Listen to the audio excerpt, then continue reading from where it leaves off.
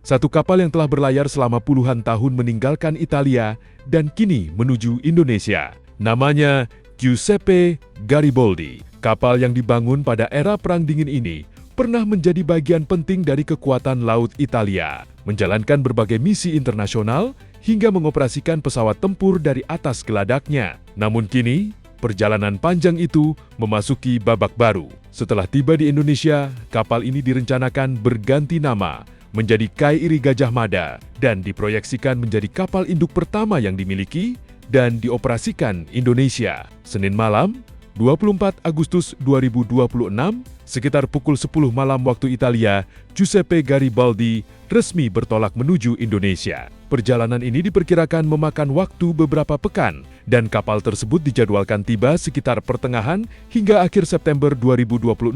Ne approfitto per ringraziare voi e tutti i vostri colleghi che in tutti questi anni avete dato supporto a Daniele Garibaldi. Noi portiamo la nuova altrove e vi salutiamo, vi ringraziamo. Grazie a voi, grazie a voi. Veramente siamo tutti in un viaggio, è stato un onore,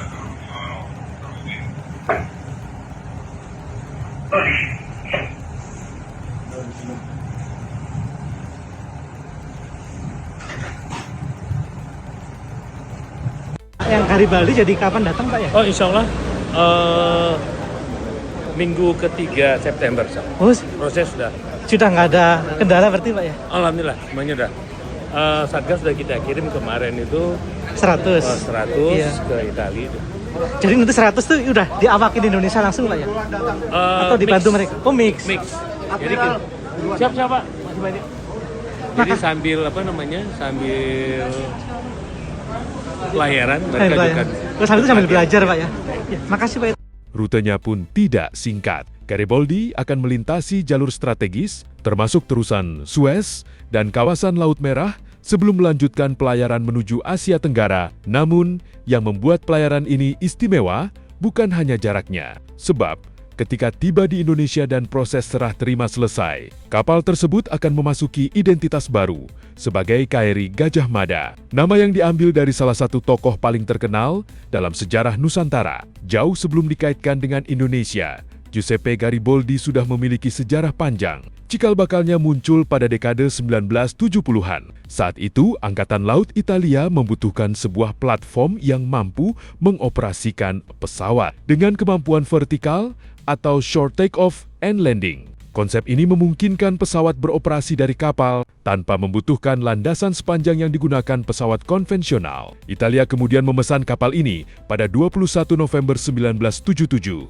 Pembangunannya dilakukan di galangan Italcantieri Monfalcone. Pada 30 September 1985, Giuseppe Garibaldi resmi diserahkan kepada Angkatan Laut Italia. Sejak saat itu, perjalanan panjangnya benar-benar dimulai. Ada fakta menarik mengenai Garibaldi dibandingkan kapal induk raksasa seperti yang dimiliki Amerika Serikat.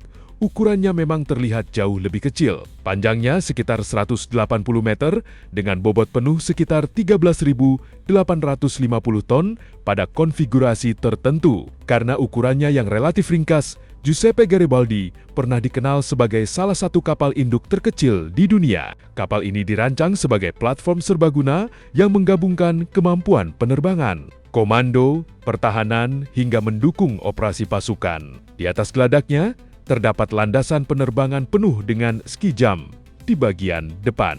Italia kemudian mengoperasikan F-8B Harrier II dari kapal tersebut setelah aturan yang membatasi penggunaan pesawat bersayap tetap oleh Angkatan Laut Italia berubah pada 1989. Selain pesawat, Garibaldi juga dapat mengoperasikan berbagai jenis helikopter. Artinya, kapal ini tidak hanya berfungsi sebagai tempat pesawat lepas landas dan mendarat, kemampuannya dapat digunakan untuk berbagai kebutuhan, termasuk operasi udara, peperangan anti kapal selam, dukungan pasukan, hingga misi kemanusiaan. Dalam konfigurasi tertentu, kapal ini juga dapat membawa ratusan personel. Puluhan tahun pengabdian membuat Garibaldi memiliki pengalaman operasional yang panjang. Kapal ini tercatat terlibat dalam sejumlah misi internasional Italia, termasuk operasi di Kosovo, Afghanistan, Somalia, hingga Libya. Pengalaman tersebut menjadi bagian penting dari sejarah Giuseppe Garibaldi. Kini, pengalaman puluhan tahun itu akan ikut masuk ke babak baru ketika kapal tersebut menjadi bagian dari armada Indonesia. Gariboldi memberikan sesuatu yang selama ini belum dimiliki Indonesia dalam bentuk seperti ini. Platform penerbangan yang beroperasi dari laut, namun tentu saja Gariboldi bukan kapal induk modern.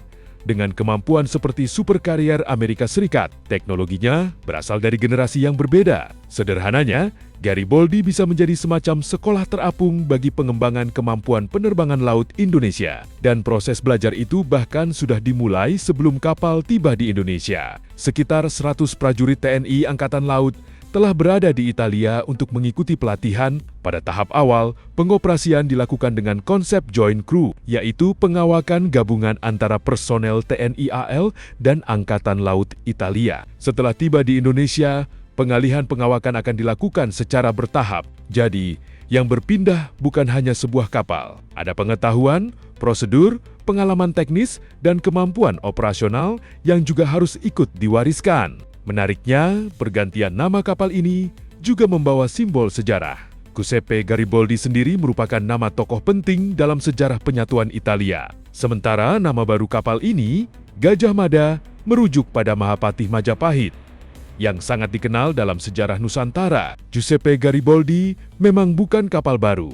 Ia mulai bertugas pada 1985 dan telah menjalani puluhan tahun masa pengabdian sebelum keluar dari layanan aktif Italia pada 2024. Selama puluhan tahun, Gariboldi menjadi bagian dari perjalanan Italia dalam mengembangkan kemampuan penerbangan dari laut. Kini, pengalaman itu berpotensi menjadi bagian dari perjalanan TNI Angkatan Laut, dan saat bendera merah putih akhirnya berkibar di atas kapal yang sebelumnya bernama Giuseppe Gariboldi. Satu perjalanan panjang akan resmi memasuki babak baru. Dari kapal Italia era Perang Dingin menjadi Kri Gajah Mada. Sebuah kapal tua dengan sejarah panjang, tetapi membawa cerita baru bagi perjalanan maritim Indonesia, dan mungkin justru dari sinilah Indonesia mulai menulis bab baru dalam sejarah penerbangan lautnya.